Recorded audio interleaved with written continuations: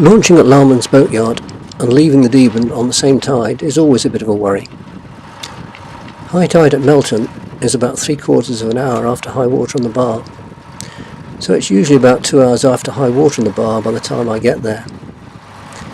However, for the last 20 odd years I've always managed it, until last year when stories of the depth on the bar being a matter of inches frightened me off, and I picked up a buoy at Waldringfield until the flood the next day. In hindsight, I thought I might have been a bit of a wimp, and when John White reported a minimum depth of 0.5 metres at LAT on the bar in April this year, I thought I'd go back to launching and leaving on the same tide. That decision was reinforced by John White's notes in this year's East Coast pilot that a boat drawing 1.9 metres could safely cross the bar between 3 hours before high water and 2 hours afterwards.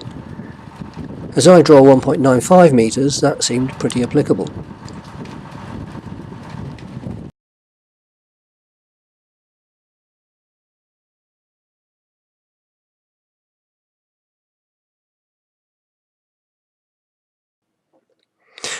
Neither last year's or this year's IMRAD chart gave any indication of depth in the channel over the bar. Last year John White published his own chart, which showed a least depth of 0.2 metres in the channel.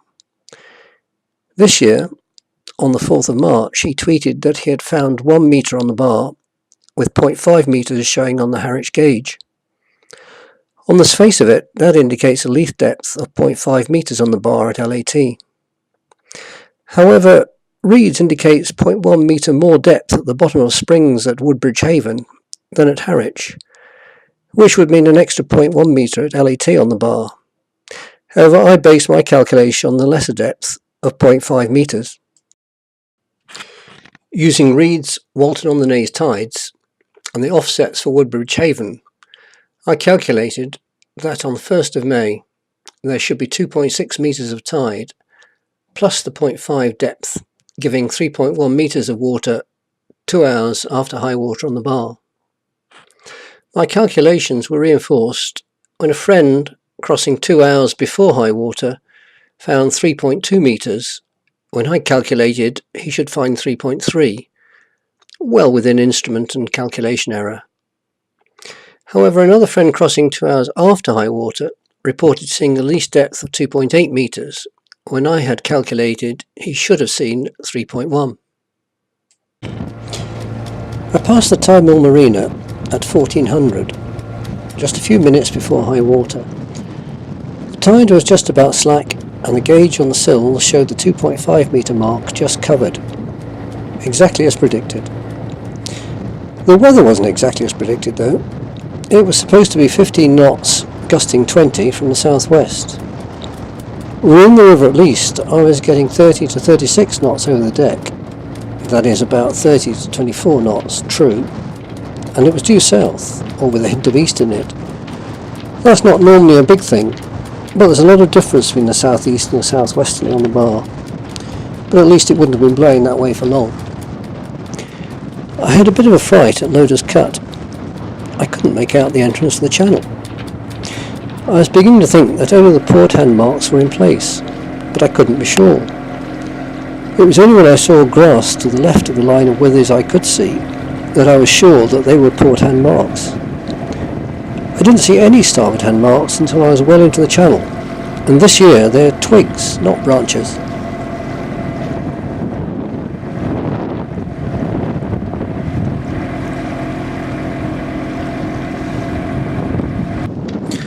I had intended to fix a GoPro on the binnacle to give an overview of the bar, and to put another camera on a tripod focused on the depth gauge to show the changes as we went along. Unfortunately, the wind caused spray to cover the GoPro in salt, and the definition just wasn't good enough to use as the main image. It was too windy to put the other camera on the tripod, so I had to hand-hold it while steering. The result is terrible, but it's just about good enough to see what happened, and I've added a running commentary on the depth in case you can't see what's happening on YouTube.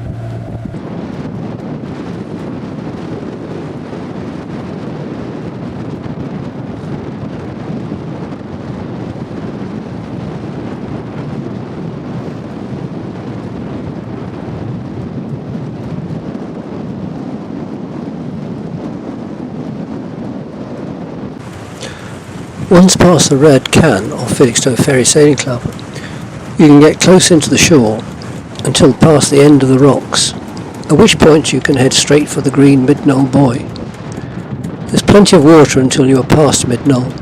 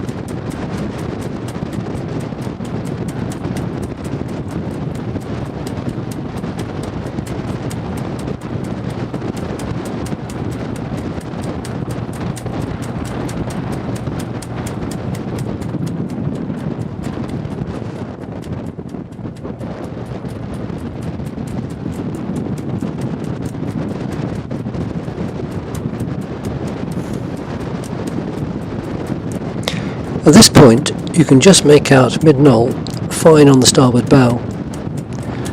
Knoll Spit is just to right of the beacon on the shore, and the haven buoy is about 30 degrees to port.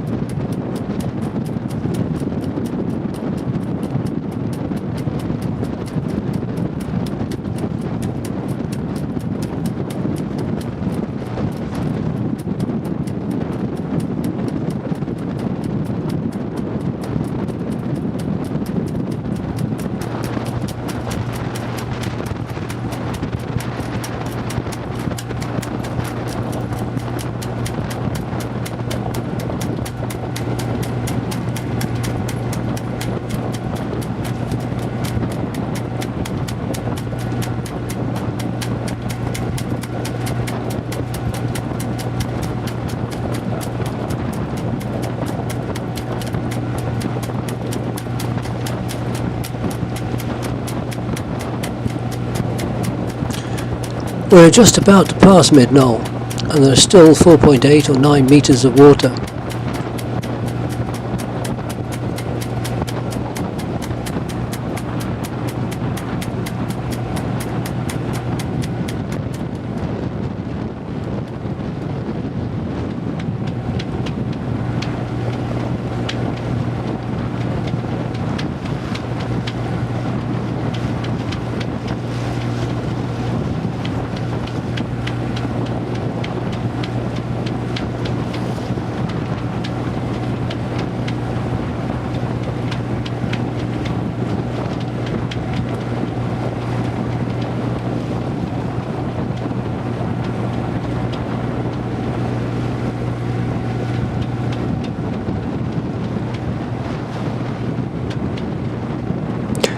We should now just be able to make out Knoll Spit on the insert picture between the mast and the shrouds. The depth has now fallen to 3.4 metres, 3.3 metres, 3.2 metres, 3.1 metres, 3 metres.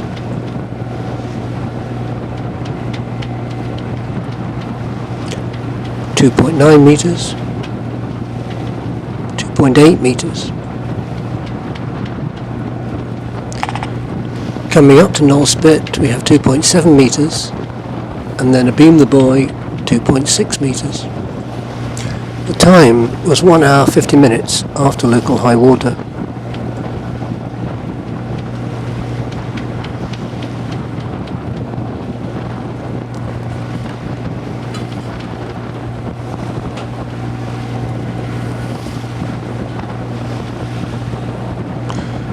Depth has now fallen to 2.5 metres, and briefly 2.4.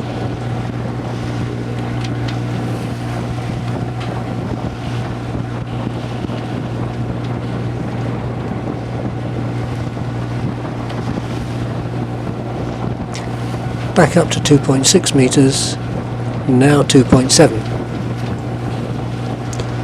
Back up to 3 metres, now 3.1.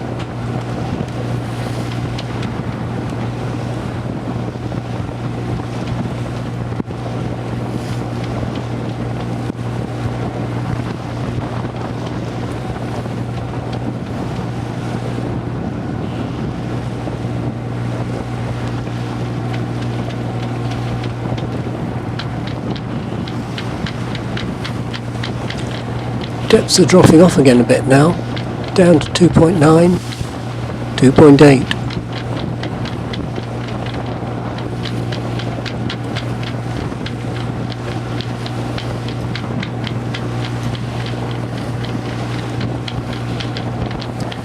With Western Old Boy just in view to starboard, we're clearing the bar, with depths rising rapidly from 3.1 to 4.4.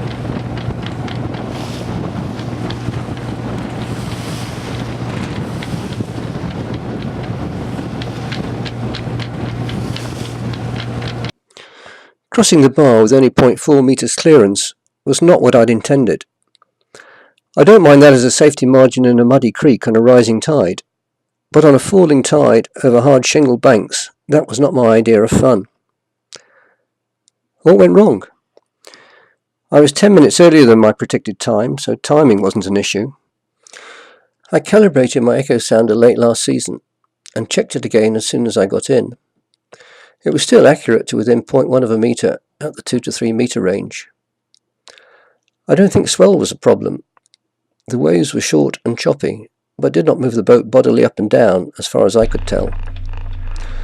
Although the 2.4 metre readings were transient and might have been induced by the waves, the 2.5 and 2.6 metre readings held steady for some time.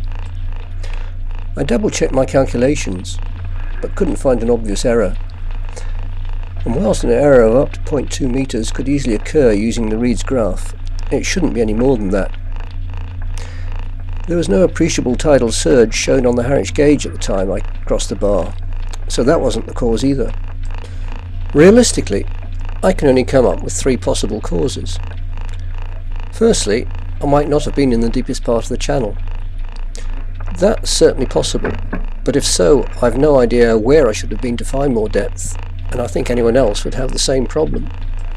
Secondly, the channel might have shallowed since John White reported finding 0.5 of a metre on the bar in early March. That's also possible. There have been several gales during March and April, but my calculations of expected water seem to hold true for people crossing on the flood a fortnight earlier. However, there were strong northerly winds the day before I launched, when much of Hemsby sand dunes were washed away. Perhaps that wind also knocked the tops off the banks and into the channel. The other possibility is that the spring curve on the Walton-on-Naze graph in Reeds is not as good a fit on the ebb at the Deben bar as it is on the flood. It seems to work well enough on the flood, but I've often noticed there was slightly less water than predicted on the ebb, but never to this extent. Of course, it might be a combination of 2 or 3 of these factors. I will certainly be very wary of crossing 2 hours into the ebb again until I can find the reason for the lack of water I experienced.